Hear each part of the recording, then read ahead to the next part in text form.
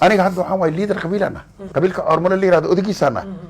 ormole shan gobol isdegaa waxaa isdegaa shabeellada hoose waxaa isdegaa bay waxaa isdegaa geda waxaa isdegaa jubbada dhexe waxaa isdegaa jubbada hoose intaasoo dan baa telefoonna igu soo dhacay war dawladdii ma aragtay war wasiirkii arrimaha gudaha ma aragtay war madaxweynihii ma aragtay maxaan ku jawaabaa marka anigii baa waayey macnaha anigu waxaan isleeyahay 100 maalmood haddii la fiiriyo waa muddo aada u fog waaye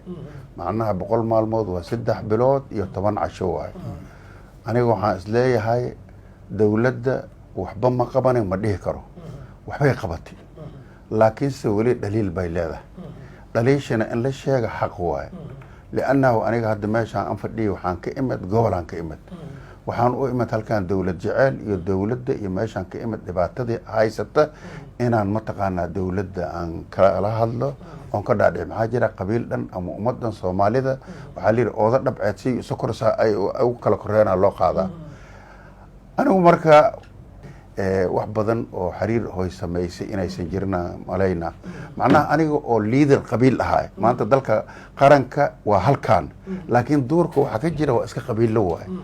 qabaa'iladii marka oo meesha jooga odayaashoodii dhaqanka haddaysan weli mataqaanaa dawladdii wax kontakti ama xiriir aysan la samaynin oo dadkii teleefoono lagu soo wacay dadka maanta kulligood dhammaantood soomaali waa wada siyaasiyiin qabiilkaad ka soo tagta wuxuu ku leeyahy war dawladdeennii ka waran war maxaad ka haysaa war abaar baa jirta war biila-aan baa jira war oom baa jira war rafaad baa jira oo dawladdiina aniga weli aan arkin anigu dhaliil intaasaan ugu dhigaa maxaa jira dawladda inay dadka la hadasho inay dadka madaxweynta ay u yeerto inay tidhaahdo war masiibooyinka jira intee u badan intaasaa laga rabaa waana mahadsantihiin horta 100 maalmood iyo dawladda horta aniga wax weyn uma arko waxaa la rabaa horta kalsooni bulshadeed oo marka la eego dawladda ka horreysay iyo midaan kalsooni bulshadeeda soo noqotay isku halayn ma fahamta horta annaga yani markii hore isku halayn ma annaan qabin bulshadu wareeray ku jirtay dilku waa jiray burburku waa jiray qaraxu waa jiray balaadi waa jirtay aniga waxaan qabaa intay yani dawlad marka la dhisay waa canug yar oo dhashay oo kale canug yarna barbaarin u baahan yahay qaradoo galaa xaggoo galaa ma garata horta haddii marka lagu qaado oo maxaa ama mooshin laga keeno canugga yar ama ma fahamta horta dhib badan imaanayo aniga waxaan qabaa waxay mudan tahay maxaan ku irahdaa wax badanina waa sugayaa wax badanna way qabato isku halaynta laga qabo iyo midda iyadoo shacabka ka qabto laakiin waxaa la rabaa dawladnimo waa korin waxaan qabaa waa beerna waa la dhowraa in dadku dhowraan inay wax ku beelaan inay warbixin geeyaan meesha hadda madaxweynuhu ka hadlay xalay oo uu yiri maxaan ku irahdaa waxaa la rabaa guryahay noogu wada jiraan dadka aan la dirirayni guryahan ku haysanaa dawladdaana la dhaliilaa ma fahamta horta dawladdan ku haysanaa dadkii waxay doonaan ay samayn karaan barnaamijkaas marka waxaa la rabaa horta in bulshadu iska warsado bulshadu iyadaa cabanayso iyadaana dhibkii ku dhacaya waxaa la rabaa bulshadu inay go-aansato sida inay dawlad xora oo nidaama oo nabada inay noqoto inay go-aansato shacabka go-aansadaan iyo inay go-aansadaan marka in badda lagu jiro burburka iyo barnaamijka ay u dul qaataan labada mid a qaadana qaba marka waqti la siiyay qabtaa ya waqti la siiyay kartay waxaan soo laabanayaa nabadoon hilowle waxyaabaha lagu eedeynayo durba waxaa ka mid ah dawladdan ama dhaliilaha loo soo jeedinayo waxaa ka mid ah arrintii xiriirka dawlad goboleedyadii dawladdan hadda dhalatay curdunka ah waxaa ka horreeyay 5 sano iyo qadaadiic dawlad meesha joogtay 5 sano wax lagu haleeyay ee albaaba la soo xiray ee dawladda dariska xiriirka loo wada jaray iyo maamul goboleedyo howdka la sii geliyay ee hadda ninkii odiga ahaa iyo ra'iisul wasaarihiisa iyo xukuumaddiisa ay furfur hadda galeen lamana rabo in xoogaa bacdi wixii oo aan la gaarin sida hadda saaxiibkay uu sheegay oo kala in bacda la yiraahdo wiilka hadda hana ordo nin gobya ahaaya hadda koor wuxuu yiri moogta ilmuhu saanqaad ka hor tilaabada kuma sugaan ayaan goortay silcaan ilaahay waa u sahlaa anigu marka waxaan dhihi lahaa waxa iyaga lama gaarin dawladdan ka horeeyay baa dawladda qodxa u daadisay boqolkii maalmood wax badan baa ku qabsoomay ay ka mid tahay Soomaaliyood og tahay qaabka ay qabiil u joogto in wasiir iyo wasiir ku xigeen iyo wasiir dawliyaal la soo dhiso ee ayna ku dareerina shib ay ku tiraahday ay ku qanacdo wax sahlan ma aha mina dadku ma wada qanacsana haddana rajada dawladda laga leeyahay reebaadiyana anigu markii shimbirta yarta ee geedka ay fuusho wax alla wixii biiba meesha agteeda Soomaal afka ay u kala qaadaa waxay oon leedahay waxa ku siiyeen lama gaarin marka wili afka loo kala hayaa dawladda dhaliisheeda lama gaarin musiibadan adduunka meel ay ka dhacdaa xoogaa waxaan u isleeyahay dowladihii hore waxyaabihii ay ku fashilantay dowladdan in laga toosiyo waa igula aadan tahay laakiin dhaliil ma gaarin 100 maalmood dowladdu waxba uga qabsoome sababtoo ah dowladihii deriska ahay iyo duulimaadyadii iyo noocay u hadli jireen iyo qaabkay meelaha u imaan jireen wax badan baa laga bedelay marka anigu waxaan leeyahay dowladdan weli lama gaarin dhaliisha sidaas aan qabaa nabadoon bare waxyaabaad sheegtay in dowladdan ay ku fiicantahay waxyaabana ay ku xuntahay waxyaabaad isleedahay way ka gaabisay maxaa ka mid ah waxay ka gaabisay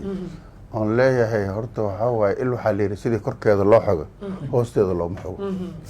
liannahu annaka waxaa waaye maanta dadkayna oo dhan wada deboloso waaye dadka soomaaliyeed maanta waxaa ku dhacay waa sidoo hadda hilowla sheegaya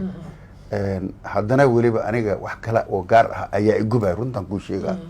macnaha waxaa waaye dowladdii oo hadda oo ninkan ka horeysay dadka waxyaabaha badan ka tirsanaya ayaan ka mid ah oo mataqaanaa dhibaato badan in loo geysta tirsanaya ayaan ka mid ahay liannahu marka soomaalida kulley waxaa waaye saxaafadda iyo idaacadaha waa iska warhaysaan macnaha waxa dhaliisha iga keenayaan kuu sheegaa liannahu markii oo anigu maalintii habeenkii xasan sheekh la dooranaya waxaan joogay Kismaayo subaxdii qofkii ayida oo ugu horreeyay oo idaacada iskugu yeero oo shir jira ay qabtaan ka mid ahay haddana ayadoon dhowr beri la gaarin hoteelkaas waa taqaanaa mataqaanaa Africa miyaa la yiraahdaa Africa miyaa kan ku yeela Zoba geeskiisa kan ku yeela 500 oo qof baan xaflad ugu sameeyay oo ku taageereen oo ku soo dhaweynayna madaxweynaha iyo dawladdiisa ujeedada aan u imidna waxay ahayd dhibaato waxaa la yidhi haat habeenkii wixii kiciyaa as jira waxa aniga aan meesha ugu soo tegay oon dalkayga ugu soo tegay anigu dawlad ima maal gelinayna oo neefkayga geela uu soo gatay waxay ahayd inaan dawladayda arka aan iraahdo dhibkaasaa nagu dhacay dhibkaasaa na haysta dadka meeshaasuu ku sugan yahay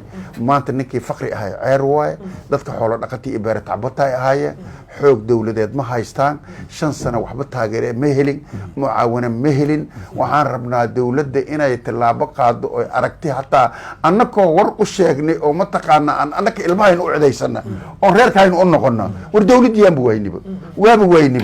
waxaan waynay wasiirka arrimaha gudaha waynay waxaan waynay madaxweynihii baan waynay haddii maanta aan dhaliilo liannahu waxaa iga keenaysa waxaa la yidhi martiqade afkeeda qurun ka day halkaasay maraysaa macnaha waxaa waye anigu dawladdaydi waaba arki lahayba aawi macnaha waxqabadka iyo waxqabad la-aanta waxaa ka daran inaan aniga fariin kuu dhaafo oon ku idhahdo warniyo reerkii hebel ahaay meel xun bay ku sugan yihiin ogow meeshii meeleble ahayd dadkeeda meel xun bay ku sugan yihiin ani aan baxo marka u cidaya haddaan ku waay marka waa ku dhaliila waa gartay marka waxaad isleedahay dadku sidii la uma wada gaarin may wada gaarin dadkii baan arkin aniga hadda waxaan waay liidar qabiilaan ah qabiilka ormole la yirahdo odagiisaan ah ormole 5 gobol is degaa waxaa is degaa shabeellada hoose waxaa is degaa bay waxaa is degaa geda waxaa is degaa jubbada dhexe waxaa is degaa jubbada hoose intaasoo dan baa telefoonna igu soo dhacay war dawladdii ma aragtay war wasiirkii arrimaha gudaha ma aragtay war madaxweynihii ma aragtay maxaan ku jawaabaa marka anigii baa waayey oo intaasaan ku dhalila anigu Premier Wallet waa application cusub oo uu kuu keenay Premier Bank faa'iidooyinka Premier Wallet waxaa ka mid ah waad iska diiwaangelin kartaa adigoo jooga goobtaada dadkaan account-ka ku lahayn bangiga Premier waa ay iska diiwaangelin karaan Premier Wallet dukaamada iyo ganacsiyada kala duwan ayaad wax uga iibsan kartaa lacagaha waxbarashada caafimaadka korontada ayaad ku bixin kartaa lacag ayaad u diri kartaa qof kale laguguna soo diri karaa si fudud account-kaaga iyo Mastercard-kaaga Premier Bank ayaad ku xiran kartaa kana maamulan kartaa lacag ayaad ka dalban kartaa asxaabtaada ama waad ogolaan kartaa lacag laga soo dalbaday dhaqdhaqaaqa lacagahaagana waad kala socon kartaa ganacsiyadu waxa ay leeyihiin ab u gaar ah oo ay kala socon karaan xogta lacag bixinta macaamiishooda inta ay in ka badanba ka hel abka Premier Wallet oo kala soo deg hadda Play Store-ka ama App Store-ka Premier